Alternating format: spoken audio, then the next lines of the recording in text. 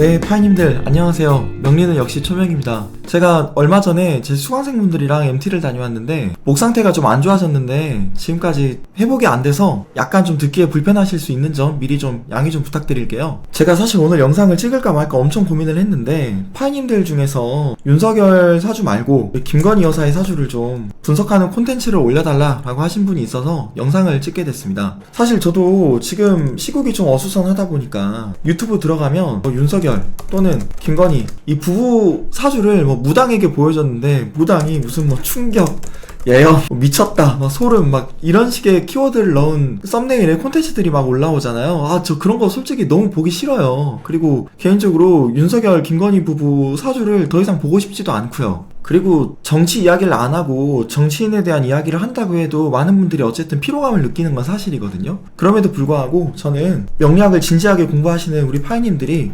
학술적으로 또 명리학적 차원에서 공부하실 수 있는 부분들을 가지고 이렇게 이야기를 해보려고 합니다. 초코 명리 그리고 본격적으로 영상 시작하기 전에 제가 저번에 사주로 보는 윤석열의 마음이라는 제목의 영상을 하나 올렸었는데 거기에 누가 이런 댓글을 달아주셨어요. 윤 대통령하고 오래전에 선본 사람인데 병술씨가 아니고 개미씨다. 당시 사주도 받아봤다. 여기에 이제 댓글도 엄청 달리고 이분이 써주셨던 이 댓글 자체가 캡처가 돼서 여러 사주 명리 커뮤니티에 막 돌아다니더라고요. 물론 저는 7, 8개월 전에 개미시로도 사주를 봤었지만 어쨌든 이걸 보고 정말 여러 가지 생각을 했습니다. 이분이 사기꾼일까 이런 게 아니라 만약에 윤석열이 이분하고는 인연이 되진 않았지만 김건희가 아니라 다른 사람하고 인연이 됐으면 여기까지 왔을까? 이런 생각을 좀 하게 됐어요. 명리학에서 실은 궁합을 볼 때 무슨 원진이 있다, 귀문이 서로 있다, 그래서 사이가 안 좋다, 충이 되니까 서로 불편한 관계다 이렇게 볼 수는 없고요. 저는 일지하고 월지하고 시지가 서로 합의되는 양상의 그 흐름도 봐야 된다고 생각을 하거든요. 단순하게 띠로 궁합 보는 건 삼합으로 보는 거라 4년 차이면 궁합도 안 본다라는 이야기가 있죠. 이거는 연지가 삼합이 되기 때문에 궁합이 좋다라고 보는 거예요. 이건 일간 중심으로 사주를 보는 지금의 관법이 아니라 띠를 중심으로 보는 그 당사주의 관법에서 나오는 거거든요.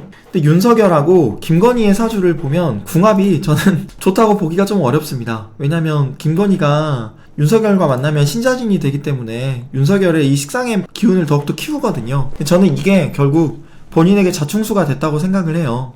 일단 윤석열 대통령이라고 안 하고 윤석열 씨라고 할게요. 윤석열 씨 사주 같은 경우 이 경자년, 무자월, 경진일, 개미시냐 아니면 개미씨가 아니고 병술씨냐 이 두 가지에 대한 입장이 명리학자들 사이에서도 좀 갈렸었어요. 그런데 명리학 플러스 점성학 공부하시는 분들은 정해시로도 보시더라고요. 근데 저는 병술씨 아니면 개미씨 중에 하나다 라고 생각을 했고 전에는 제가 병술씨로 올렸죠. 그런데 지금 보시는 것처럼 저는 7, 8개월 전에 개미시로도 이미 분석을 한 적이 있었습니다. 근데 개미시로 봤을 때는 2차 탄핵안이 열리게 되면 저는 거의 100% 탄핵이 될 거라고 생각을 했어요. 왜냐면 여러분들이 이 개미시로 사주를 봤을 때 어떤 오행이 가장 강해 보이세요? 이 토 오행이 가장 강하다, 아니다, 수 오행이 가장 강하다, 여기에서 입장이 좀 갈릴 수 있는데 저는 명리학을 그래도 조금 더 열심히 공부하신 분들이라고 한다면 수오행이 조금 더 강한 사주라고 봤을 것 같습니다. 그 이유는 일간을 중심으로 봤을 때 저는 일간의 힘이 강하냐 약하냐 이걸 가지고 사주에서 넘치는 기운이 들어오면 운이 좀 불리하게 흐른다고 봐요. 이런 관점을 억부적 관점이라고 하는데 여기에서 나오는 용신을 억부용신이라고 하거든요.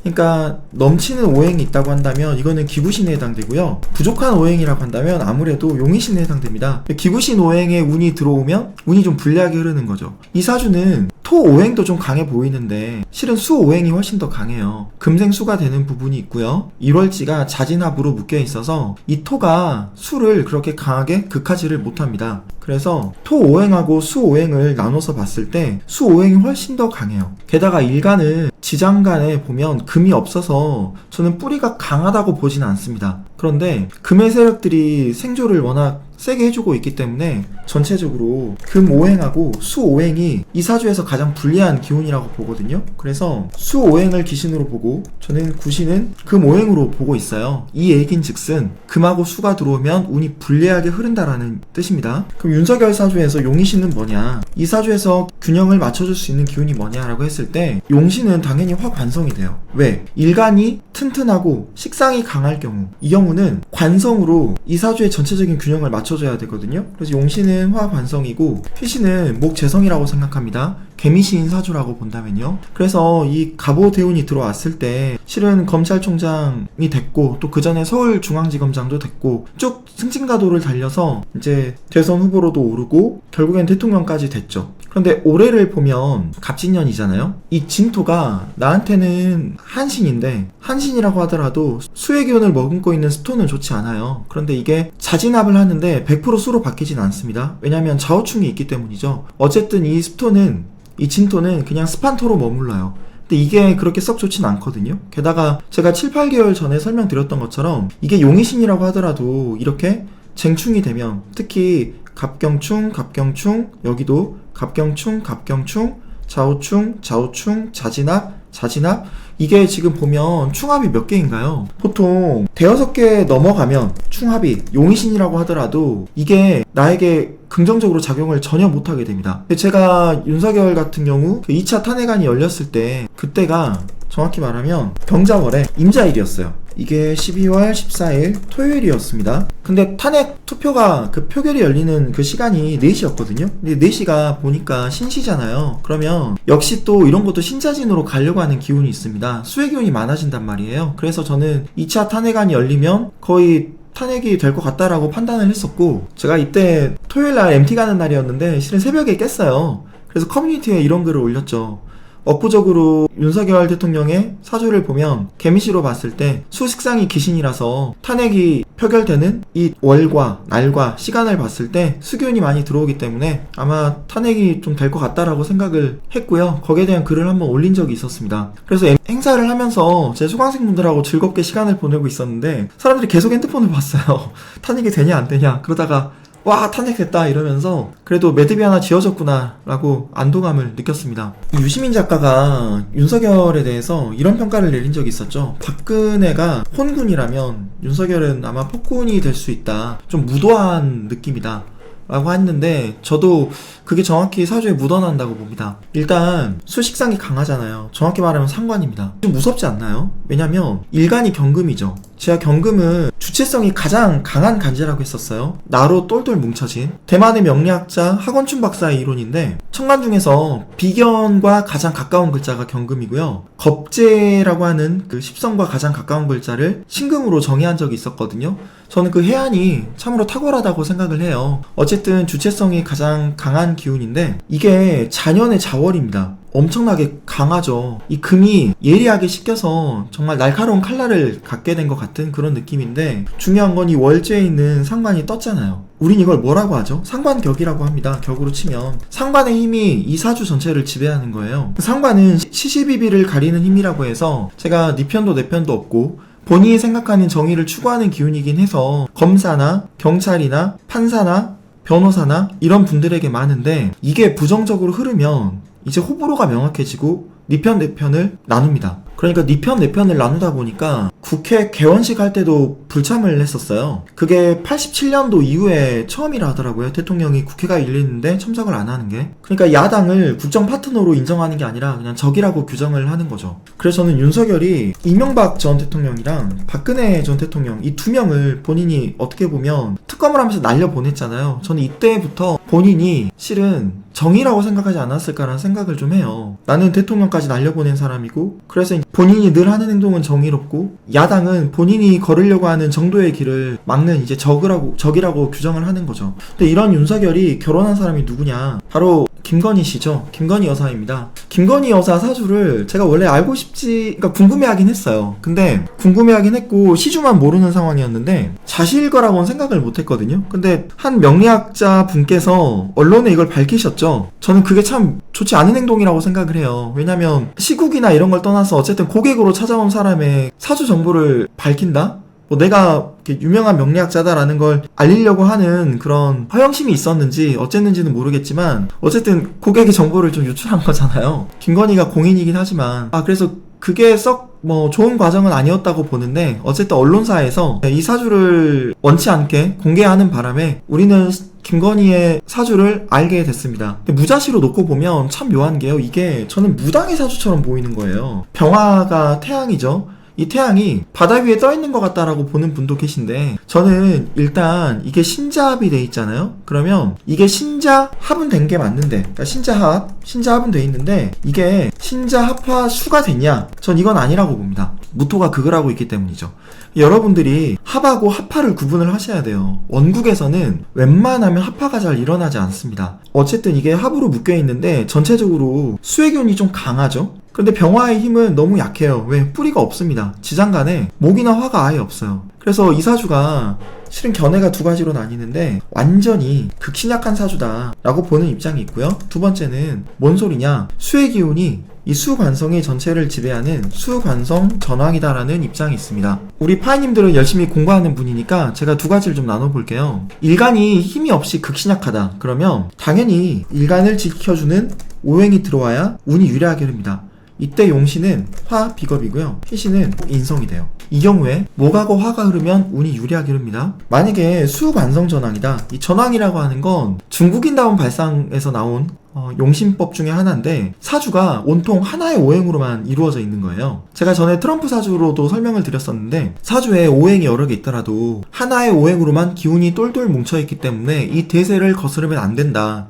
오히려 이 대세에 추종하는 글자가 와야 운이 유리하게 흐른다라는 관점에서 나온 건데, 수관성 전왕일 경우에는 금하고 수가 들어올 때 운이 유리하게 흐르고요. 목은 그렇게 나쁘지가 않거든요. 그래서 금수가 들어올 때가 어쨌든 가장 좋은 사주가 됩니다. 근데 여기에서 제가 하나만 더 추가를 할게요. 뭐냐면 종색격이라고 하는 격이 있어요. 이게 자평진전에도 나왔고 적점수에도 나온 건데, 우리는 일간이 뿌리가 없이 일간에 그냥 허공에만 떠 있을 때 극신약한 사주로 보거든요. 근데 종색격은 뭐냐, 일간이 말 그대로 뿌리가 없을 때, 허공에 떠 있을 때 이 전체의 세력과 관련된 글자가 오면 또 유리하게 흐른다라는 말도 안 되는 격국 이론이 있습니다. 종색격은 역시 전왕이랑 좀 비슷하긴 한데 얘도 금하고 수하고 토가 들어와도 유리하다라고 보는 입장이 있어요. 저는 종색격은 좀 말이 안 된다고 보거든요. 어쨌든 이 사주를 보는 학자들에 따라서 이건 극신약한 명식이다라고 보는 사람이 있고, 또는 수관성전왕이다라고 보는 사람이 있습니다. 일단 수관성전왕으로 보는 입장으로만 제가 설명을 드릴게요. 수가 들어오면 운이 유리하게 흐르는데 화가 들어올 때는 운이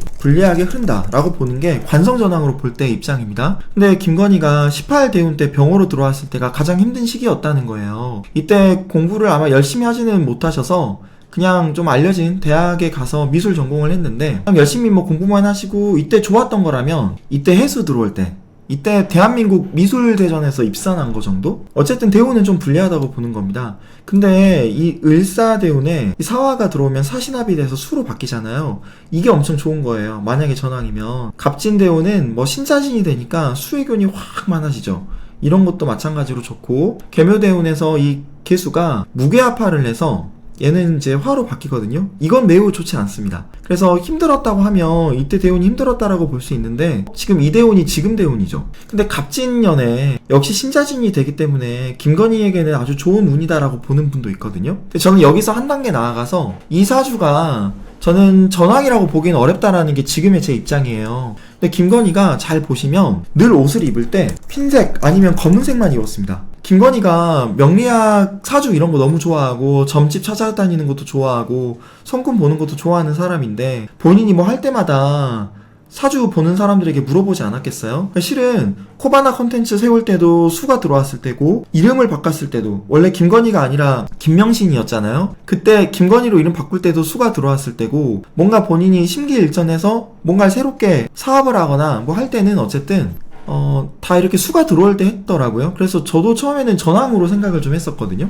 그리고 전왕으로 보는 분들은 이제 올해 갑진년에 신자진이 되기 때문에 김건희에겐 그렇게 불리하진 않은 애다라고 봐요. 그런데 저는 그걸 떠나서 남편이 누구예요? 이 경진일주 개미시 윤석열이잖아요. 근데 윤석열은 수가 들어오면 너무 불리해지거든요. 근데 김건희하고 윤석열 사주를 잘 보면요, 신자진이 됩니다. 김건희가 월지 일지가 신금이잖아요. 게다가 연지 시지는 자수고, 이거 자체는 저는 한만되고 합하는 어렵다고 보는데, 윤석열하고 만나면 신자진으로 확 가버려서 윤석열을 만나고 나서 수 전왕으로 바뀌었다라고 보는 분도 있습니다. 저는 동의하긴 좀 어렵다고 봅니다. 어쨌든 제가 하고 싶은 이야기는 윤석열은 수 식상이 강해지면 안 좋다라는 거예요.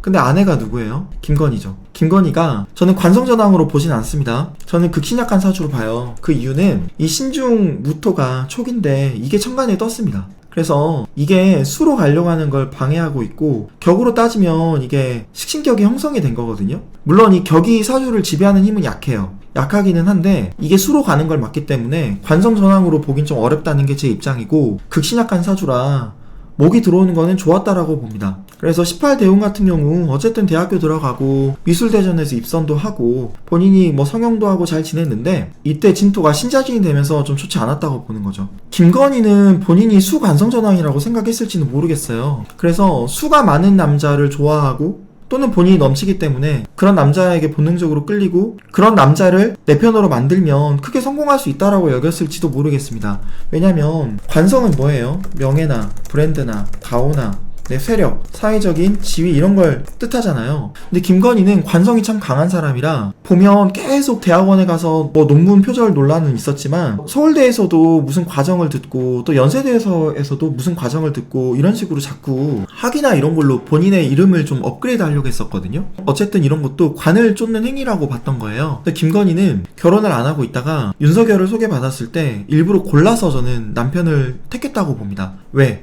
남편을 통해서 본인이 이 남편의 이름을 등에 업고 남편의 사회적인 지위를 등에 업고 본인이 더욱더 성공한 삶을 살 수 있다라고 여기지 않았을까 싶은 거예요. 수관성을 너무 추구하는 거죠. 이 김건희 사주가 보면 양팔통이라고도 합니다. 양팔통. 어떤 분들은 금하고 수는 양의 기운으로 볼 수 없다라고 하는 분도 있는데, 저는 그건 아니고 양기가 아주 강해요. 일간의 힘은 약하지만. 그래서 김건희 씨가 목소리도 좀 걸걸하고 남자답기도 하고 막 사업도 여러 개 했다가 본인이 막 대표로도 올랐다가 사회적으로 지위를 높이려고 이것저것 시도하는 게 많았던 거죠. 그러니까 어떤 분들은 좀 악의적인 이제 이야기가 될 수도 있는데, 저는 말씀만 드리는 겁니다. 여성 사주인데 이제 금수의 기운이 좀 강하다 보니까 너무 음적이라서 뭐 술집에서 그래서 자연스럽게 일을 했다거나 뭐 그런 쪽으로 일을 하게 된 거다라고 보는 분도 있는데, 그건 아닌 것 같고요. 어쨌든 양팔통인데 여자 입장에서는 관성이 남자잖아요. 뭐 이래서 술집에서 일했다라는 게 아니라 저는 남자들하고도 네트워크를 맺는 걸 꺼리지 않고 본인이 주도적으로 할 수 있는 사람이 됐다라고 봅니다. 어떤 분은 이 사주를 보고 남편을 사회적으로 성공시킬 수 있는 사주라고 보는 분도 있어요. 왜? 관성이 아주 강하기 때문이죠.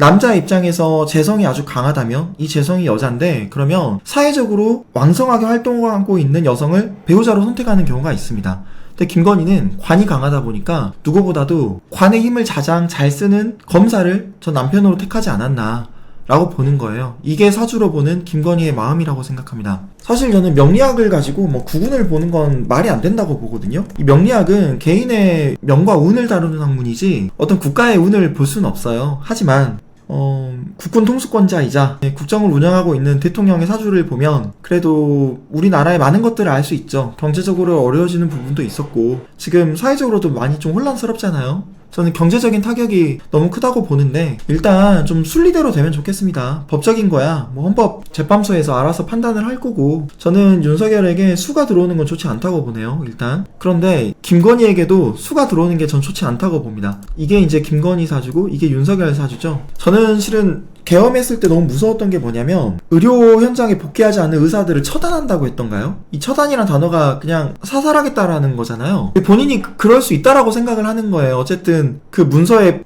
검토했던 건 윤석열 본인이니까 이런 단어를 쓰는 것도 문제가 없다라고 봤던 겁니다. 실제 사고방식도 그러했고 야당을 적군으로 규정해서 국회의원들을 탄압해서 잡으려고 했던 것도 마찬가지고, 저는 이게 잔연자월 경금이 가진 좀 무서운 힘이라고 생각해요. 어쩌면 신살로만 보면요 이게 괴강이잖아요. 괴강은 어떤 이야기를 합니까? 무도한 힘이라고 합니다. 되게 똑똑하기도 한데 왜 무도하냐, 통상적인 걸 넘어서는 극기극천의 힘이에요.